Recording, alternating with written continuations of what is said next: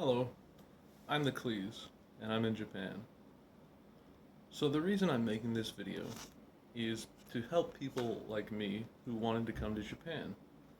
This is my first video, so I really don't know what I'm doing, but I did want to spare you the obligatory tiny apartment video and some of the other cliches which have been done to death and done before. My apartment is small, but it's regular size for a single person, and it's fine. Really, it's not that interesting. So, you want to come to Japan? Okay, I completely understand because I did too. But sometimes, and for me, it was a little more difficult than I was led to believe. There's a Chris Broad video I vaguely remember in which he says something to the effect of, "If you're thinking about doing it, mate, just do it." Okay, now I respect Chris Broad a lot. He's done amazing things and his videos are great. At the same time, okay, I watched that video. So I applied for one of the companies to teach English, and I was denied. And that can be very discouraging. I had also applied to JET once before, and was denied. So now, I'm wondering, can I even go to Japan?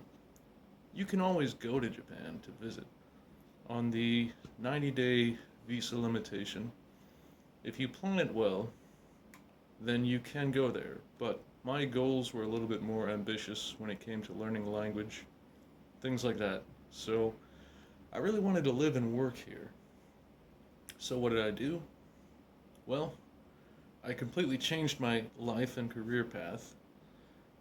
Went to grad school, got a degree in TESOL, and then I found a job, but not before COVID totally changed the scene, but that's an unusual situation that hopefully you won't have to deal with. My background was in chemistry. I was a chemist and I worked in research. So, why would I want to come to Japan? I guess in the end, it has more to do with wanting to experience a different culture, learn a new language, and something that's so different. I'm not a huge anime fan, but I do appreciate some anime. I like some animes. My favorites were Samurai Champloo and Full Metal Alchemist. I liked Evangelion, and I grew up on Robotech, the Macross saga, if anyone remembers that. Anyone watching this video, that's probably a little before your time, but give it a watch. It's pretty good.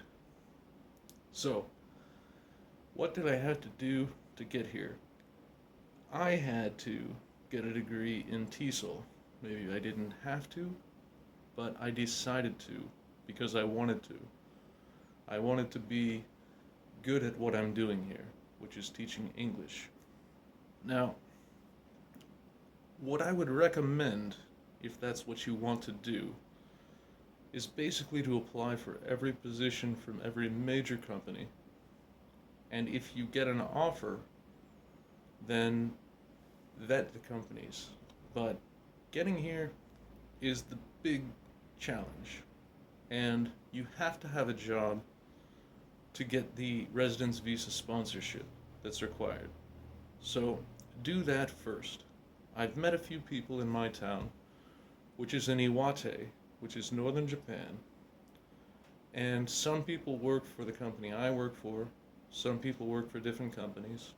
They have complaints, but my considered opinion, talking to people here, is that no company is perfect. No matter which company you go with, there are going to be some pros and some cons. So, just take it because it'll get you here. So then, I've mentioned that my apartment is fine. With the company I got, I didn't have to do a lot. When it came to getting the apartment, I have a non-driving position, so I didn't have to deal with a car. This company seems to be very good about dealing with the car situation too, so I wouldn't worry about that. I wouldn't worry a lot about what happens when you get here. A lot of changes might happen. For example, I was supposed to have a driving position. They told me a week before coming that it was non-driving. I walk a lot.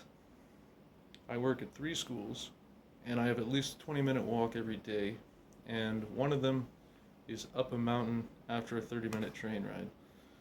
So that can be a little bit uncomfortable. It's hot and humid. And during the summer months, there's a thing called Cool Biz where you don't have to wear a suit jacket and a tie, but it's still hot. And so for that particular school, I always arrive sweaty and uncomfortable, and there's nothing I can do about it because the train arrives 23 minutes before I'm supposed to arrive to school. So I have to walk up a mountain quickly. I have to hurry to be on time. That's one of the things you have no control over, and you just won't know until you arrive.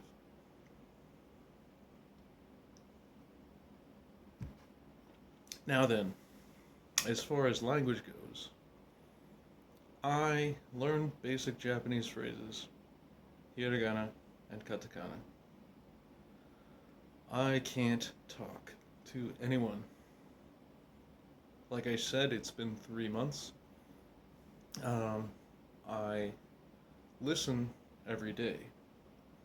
I study when I have time. But it took about a month and a half to be able to hear Japanese as it's naturally spoken. You can watch all the YouTube videos you want. It's really different in person. Now, as far as tools go, the Genki textbook is the one that's the most referenced. And there's some online tools and some digital tools that people talk about. I've met a few people from America here who can speak passable Japanese, and the tools they used that worked for them were Pimsleur, and they talk about WaniKani. Pimsleur is expensive. I'm starting to use WaniKani. It's okay. It's helping me to learn kanji. I'd be completely lost if I didn't know katakana and hiragana. So definitely learn those. Other than that, unless you can talk to people and get someone to coach you privately, something like that, I'm not really sure there's a lot of good resources, even though we live in this age where everyone says there's so many resources. They don't work well. At least, I don't think they work well. That also being said, when you're here, you're going to be working. Your commitment is work. The company I work for is very good at making sure I'm okay when it comes to work-related things. They're not very good about life-related things outside of work. So, when I get to work, everything's fine, but also, the company I work for and the schools I work at have zero commitment or responsibility for helping me to learn Japanese. So, that's on me in my free time. So, that'll be on you in your free time, of which you won't have a lot. That's the thing you may or may not understand. So, you're going to be in a place where nobody speaks English potentially. They won't just speak with you because they don't know how, and you can't really engage in Japanese because you don't know how. That's the reality of the situation you'll likely be in. So, a lot of the ideas I had about immersion and language learning are a little bit different than I thought they would be. It's difficult. Now, That also being said, I have a few hobbies which I thought might lend themselves to social interactions. I play music, I play guitar, I play bass. I'm pretty good in the music scene locally in America, but in this town that I'm in, there is no local music scene. So that might be a thing that comes up. And I've asked people who live here, can I see live music? Is there a place I can go where there's live music? No, there isn't, is the answer I've gotten. Maybe I'll find something, but not really something I can count on. Another thing is that bars in this part of Iwate, I don't even know what a bar looks like. Now that sounds weird. Why don't you just look it up? Why don't you just, walk around? Here's the thing, you walk around, but for some reason that I don't understand, most of the places that are open after hours block out all the windows. You can't see what's happening inside. And that's confusing enough in itself, but also, one of the things I've learned is that there is a term called snack. Now, my first weekends out here, I thought snack meant a quick place to get some food and a drink. I learned, because somebody told me, not the hard way, that snack means a hostess club where you go in and you sit down and you pay money for girls to sit near you and talk to you. So, not being able to see inside these places, there's also a kind of fear that I'll walk into the wrong kind of place. They'll try to charge me a lot of money for something I wasn't looking for in the first place. Izakayas are places you go and you get food, you order off a menu. They're kind of expensive here for what you get. I don't like to go to them. Bars exist. There's a few, I guess, but it's not like in the States. It's not a place where you just go in and socialize. Typically, the bars I've been to, you go in, you sit down, there's a lot of, not a lot, there's a few people, and they just kind of stay there all night. It's not like bar hopping and that kind of thing. So, the other thing that's frustrating about bars is sometimes they'll just hand you some bread or food, and once they've handed it to you, you bought it, even though you didn't ask for it. It's not quite what you might think as far as going out and all that kind of thing. It's not Tokyo.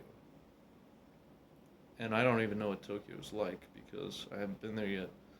Because I've been working most of the time. But now it's summer break. I might go there. I will go there. I'll check it out, but so you want to come to Japan. So, well, be ready for work, to be confused, and all those things you think maybe about language, socializing, and everything else might be a little more confusing than you'd have thought.